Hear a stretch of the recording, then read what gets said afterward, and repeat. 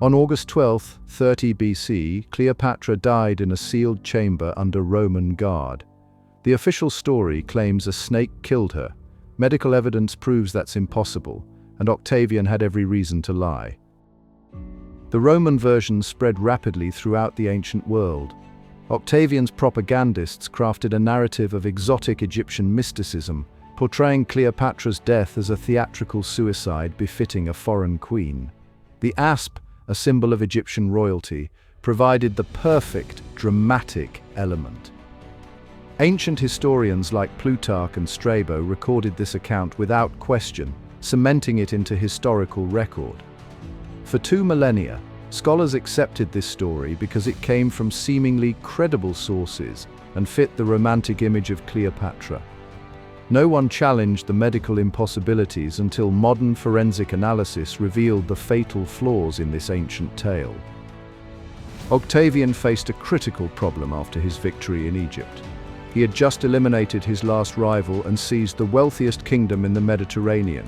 But Rome despised kings and conquerors who appeared too ambitious.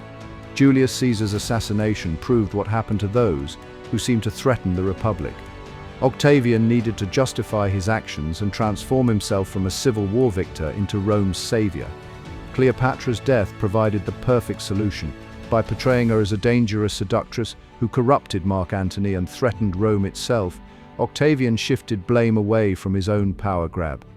Her exotic suicide by ASP became propaganda gold, painting her final act as proof of Egyptian decadence rather than Roman murder.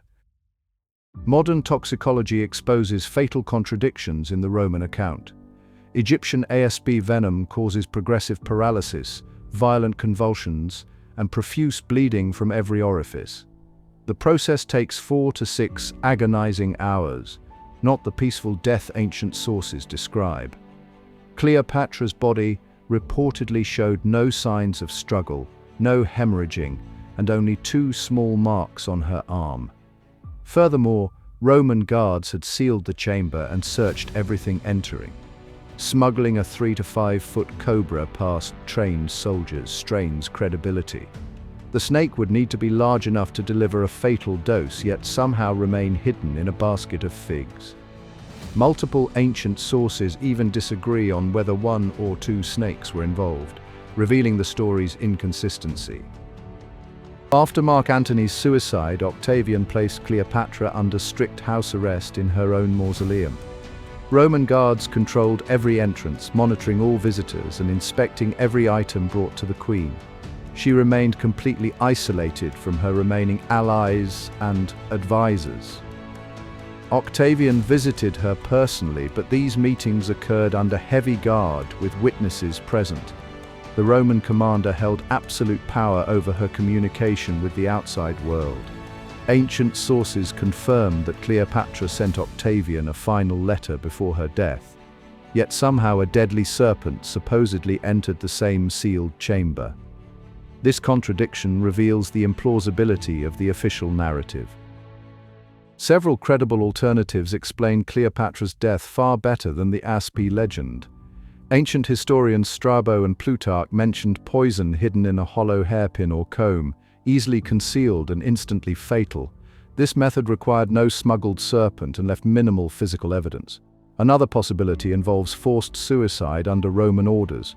Octavian may have given Cleopatra a choice between public execution and private death by poison, allowing her dignity while ensuring his control of the narrative. The darkest theory suggests outright assassination.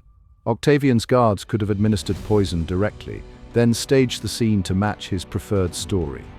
Each alternative aligns with the medical evidence and political circumstances far better than the theatrical snake tale. Octavian confronted an impossible dilemma that would define his future reign. Cleopatra alive represented an existential threat to his authority. Her children with Julius Caesar and Mark Antony possessed legitimate claims to power that could inspire rebellion for decades.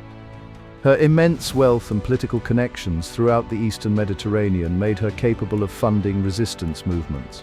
Yet publicly executing a foreign queen would make Octavian appear tyrannical and vindictive, exactly the image that had destroyed Julius Caesar. Rome's senators already feared his growing power after years of civil war. A staged suicide solved everything perfectly.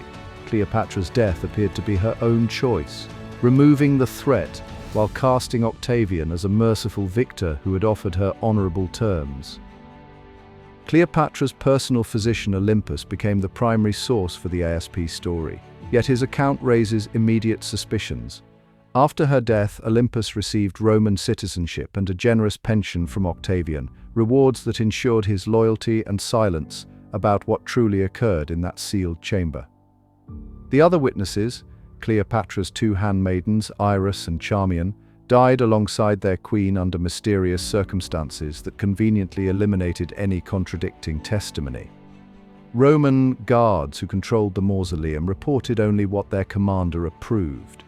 Any servant or witness who might have challenged the official narrative either disappeared from historical record or suddenly prospered under Roman rule, their cooperation purchased with gold and status. The ASP narrative accomplished something far more valuable than simply explaining Cleopatra's death.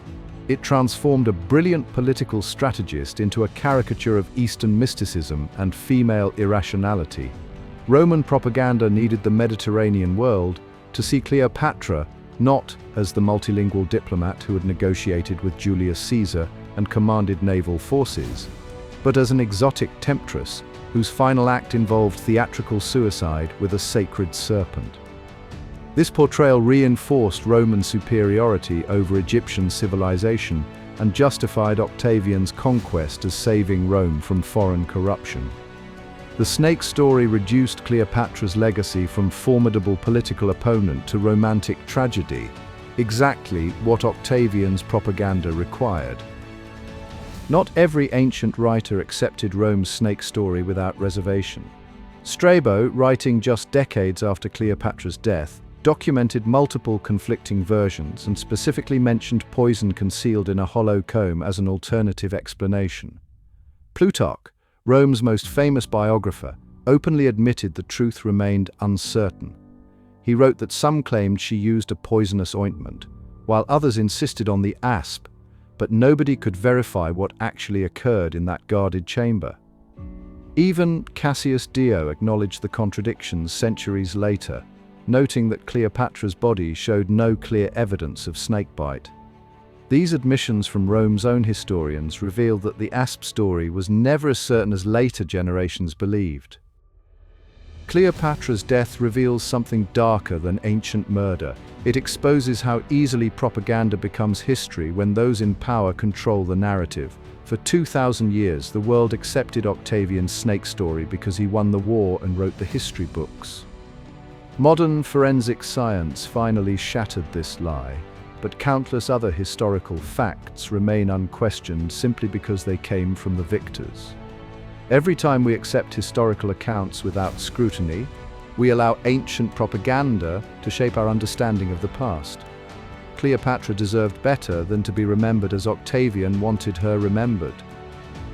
Thanks for watching this investigation into one of history's greatest cover-ups. If this changed how you see ancient history, like this video, subscribe for more hidden truths, and share to spread the real story of Cleopatra's final hours.